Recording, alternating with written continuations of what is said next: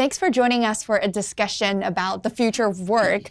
I'm Krystal Hu. I cover tech at Reuters, and today I'm joined by three great guests from the public, private, and academic sectors who can offer us their latest insights on how the future of work will be shaped with so many changes, challenges, and opportunities we're facing today.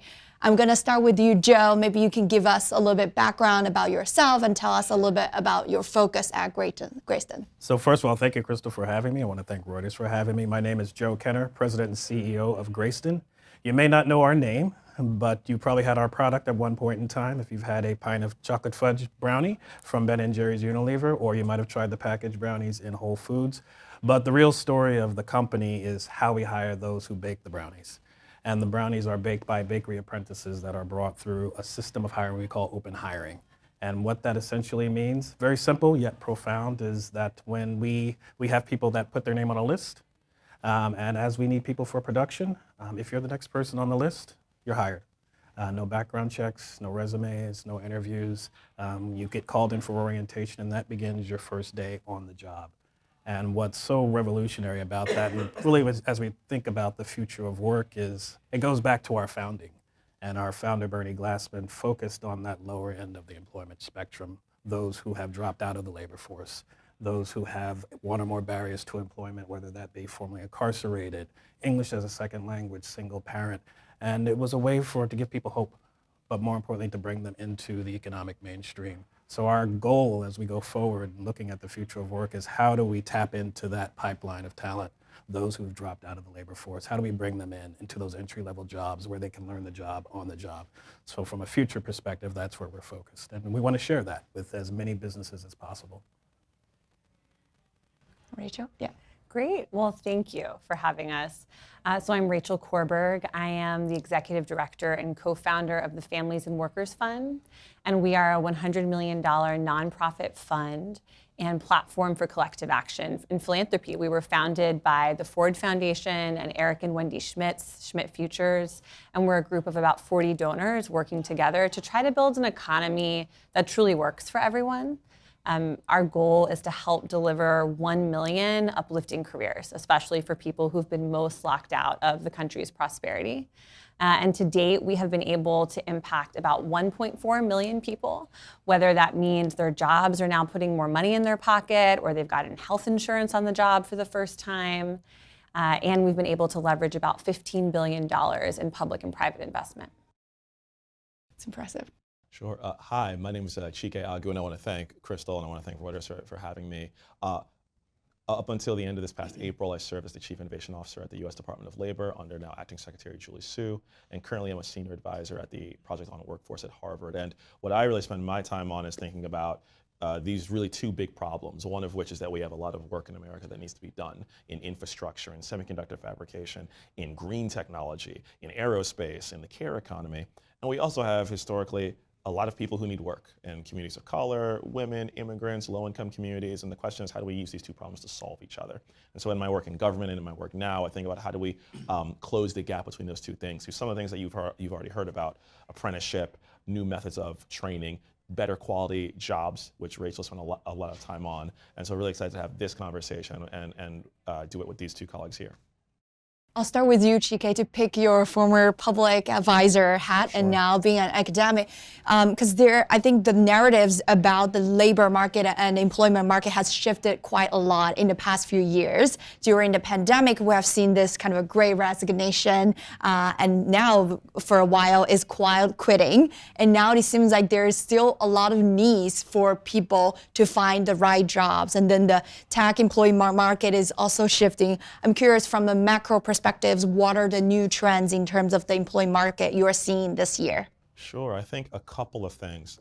One, whether it's great resignation, quiet quitting, what is clear is that we are in a tight labor market, and it's going to stay tight for a long time just by demographics. And so the thing to really think through is that if you are an employer, you are competing for talent. We've been saying this for 20 or 30 years, but it is actually true now. And workers have more agency than they ever have. Historically, during the Great Resignation, when people moved jobs, they made between 5 and 10 grand more on average. So being able to vote with their feet generally did better for them. And so employers have to compete not just on wage, not just on benefits, but also culture, also on advancement or the ability to advance within their job, on training. How do we make people more valuable and put them on the track to a career? That's not a luxury anymore if you're an employer. That's table stakes. And so the other thing that we would see is from communities that folks have generally been recruiting from, those communities are already tapped. As I like to say, all the folks who went to MIT or Harvard or Stanford and majored in computer science, they've already been hired. They already are at a firm. So now you have to go to communities that you've not been to, again, communities that you may not have that much experience in, and you have to recruit from those communities. And that's using things like apprenticeship, like getting rid of barriers to employment like incarceration, not because it's just the right thing to do from my perspective, but it's a business problem, it's a math problem. In the end, there are not enough workers unless you do some of those things. And so those are the big macro trends, and it's the employers who understand those quickly and act on them quickly who are gonna win. Those who do not, who stick to what's happened in the past, will keep having jobs open, will keep have purchase orders unfilled, and they're gonna see a negative bottom line impact as a result of their reluctance to act. And Rachel and Joe, what are you guys seeing on the ground firsthand working with businesses and job applicants? Well, I think you're seeing it nationally now. And we have 9.6 million unfilled jobs, 1.5 unfilled job for every officially unemployed person. However, you've got millions, literally millions on the sidelines that have dropped out because they have one or more barriers to employment.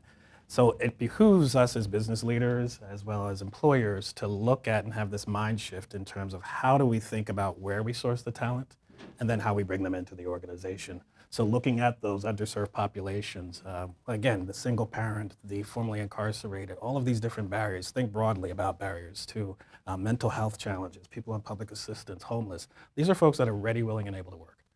But because of those barriers, they're being excluded from the workforce. So how do we open up those opportunities for companies?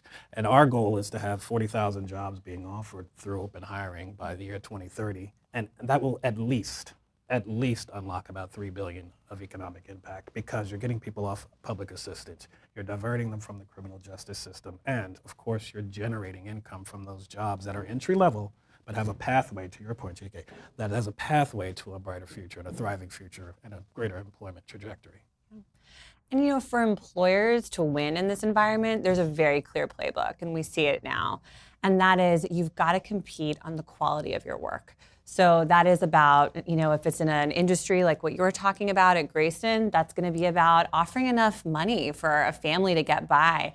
If it's an industry that's already a little bit better paying, it might be about health insurance. It might be around, you know, scheduling flexibility. It might be around workplace culture. But the companies that find what the issue is for them that can really create the greatest value to workers and can accrue to their bottom line, when you compete on that, that's when you're going to be able to retain your talent in this very tight labor market, and you're going to be able to attract and recruit new top talent. And to your point that maybe now the workers getting a little bit more leverage in this tight labor market, we are seeing a rise of unionized efforts across industry in the U.S., as well as new contracts being negotiated. Is that a trend that you expect us to continue to see? I absolutely expect this trend to continue. I mean, support for labor unions is at an all-time high in the U.S. right now. And I think this is all part, you know, it's one of multiple indicators of improving job quality. Chike talked about folks who are voting with their feet and going to find opportunities that are a better fit, that are really their passion, that might pay more. We're seeing, you know, within companies, a growing number of CEOs that say, my business growth is going to come by really doing right by my workforce, that they're one and the same, and that's how I'm going to navigate things like supply chain challenges, you know, global events, all of the realities of running a company in today's environment. So I really expect that this kind of movement for good jobs, it's going to have many champions. It's going to be labor, it's going to be corporate, it's going to be education, and I think that it's here to stay.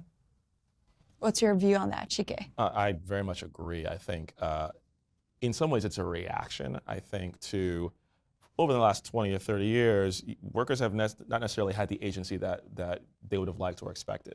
If you were to look since 1980 to now, worker productivity has increased multiple fold.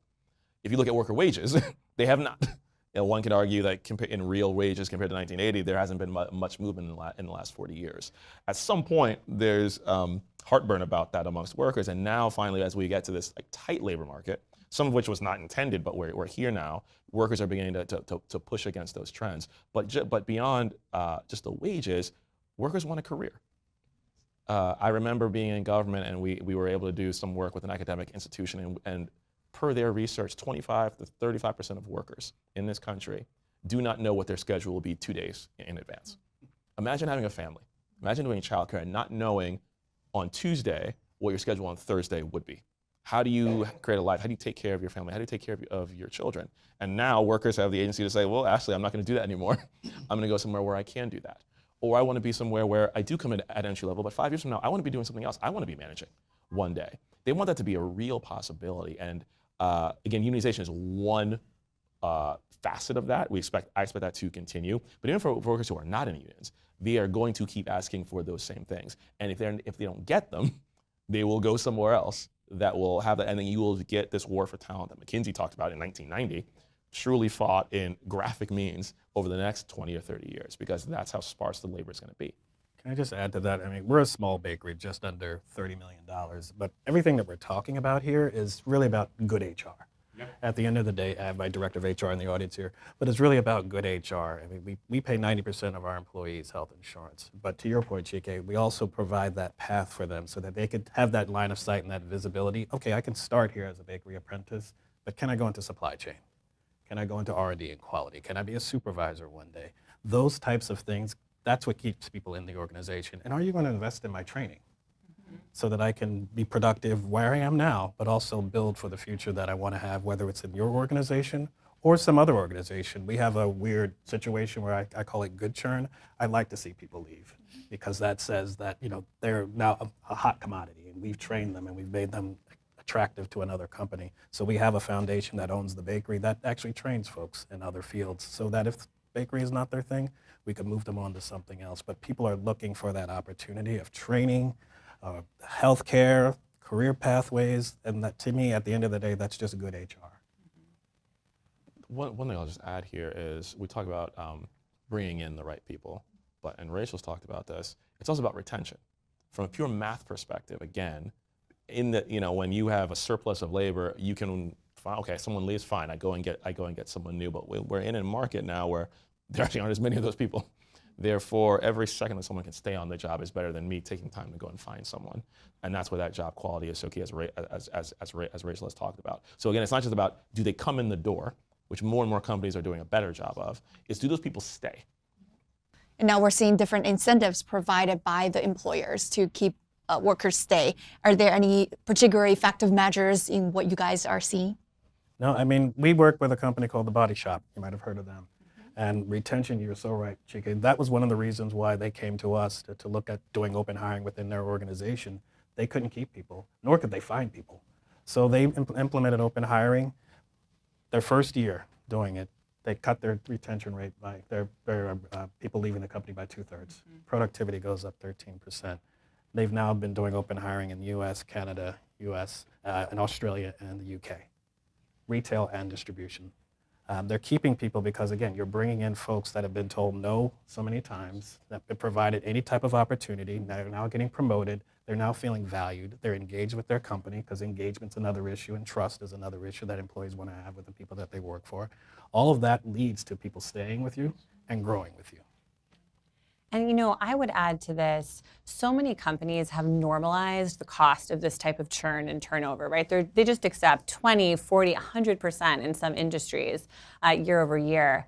We don't have to normalize that. And I love your question, Krystal, because, you know, if there was some silver bullet to answer this retention issue, we would see it everywhere. The truth is that it's going to be unique to each company. And we actually set out to do some work on this last year. We partnered with the Aspen Institute.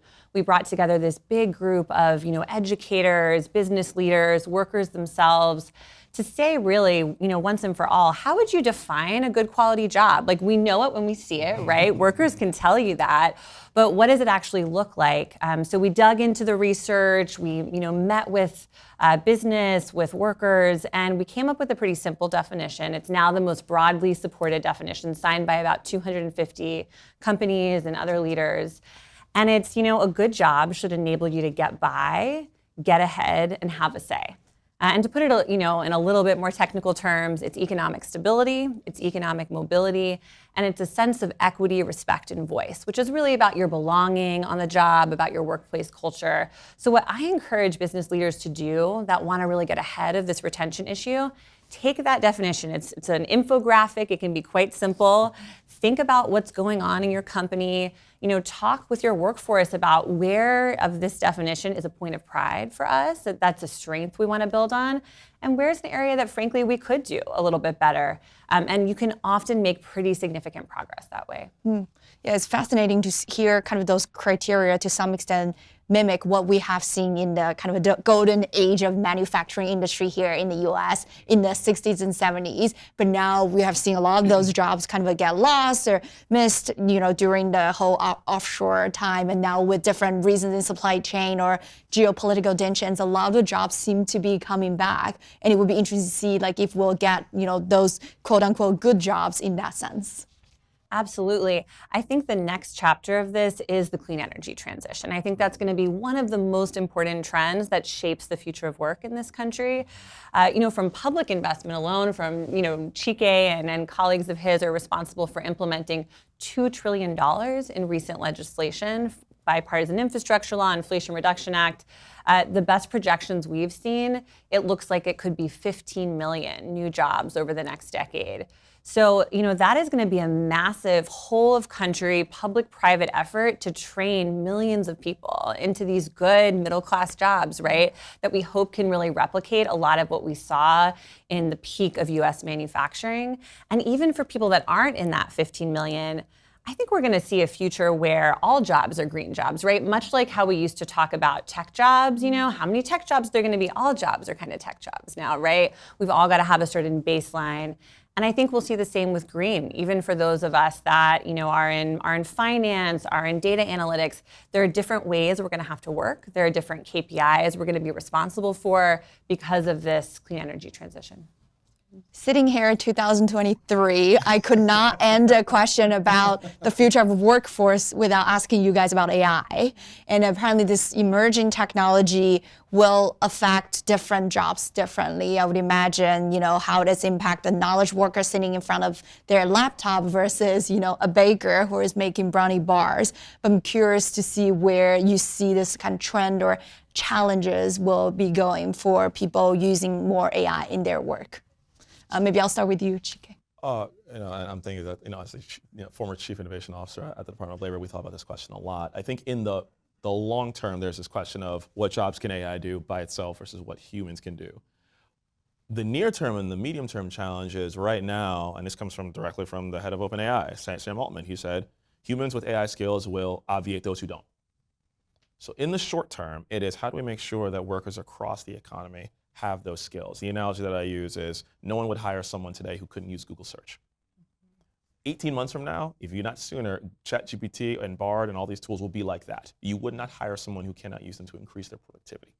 And so the question is, whether you're an employer themselves, whether you were in government like I was, whether you're a university, how are we getting particularly the most in-need people, the most in-demand skills, like prompt engineering, like all these other things that come with that? And so the big question is, how are we using that to increase productivity amongst the workforce? And particularly, I think, when I think about smaller businesses who are going to start to use generative AI to not contract out for a thing, but do it themselves, whether it's making a website, whether it's making an employee handbook versus the consultant that they used to hire. So that's, I think, the challenge, getting the most in-demand skills to the most in-need people. I think the other thing we have to remember is there are a lot of jobs that are very human intensive. One of the most rapidly growing types of work in our country are care jobs, caring for children, teaching, caring for people who are aging. These are jobs that can absolutely be augmented by AI and in fact need real quality improvements. But I'm glad that in this round of the conversation on AI in 2023, that we're not talking about the robots are coming and there's going to be an apocalypse and no more jobs left. I think what we need to think about is how this will change the quality of jobs, potentially for good or not for good, depending on how we deploy AI and how we regulate it. And then how do we continue to raise the bar for these jobs that are continue to be so people intensive and so hands-on? Joe, are robots making our brownies yet? Not yet, and I think the one thing that we have to focus on, particularly when we look at the lower end of the employment spectrum, is for us is how do we integrate that population into technology to get them comfortable with technology so that they can use it to get to the AI situations.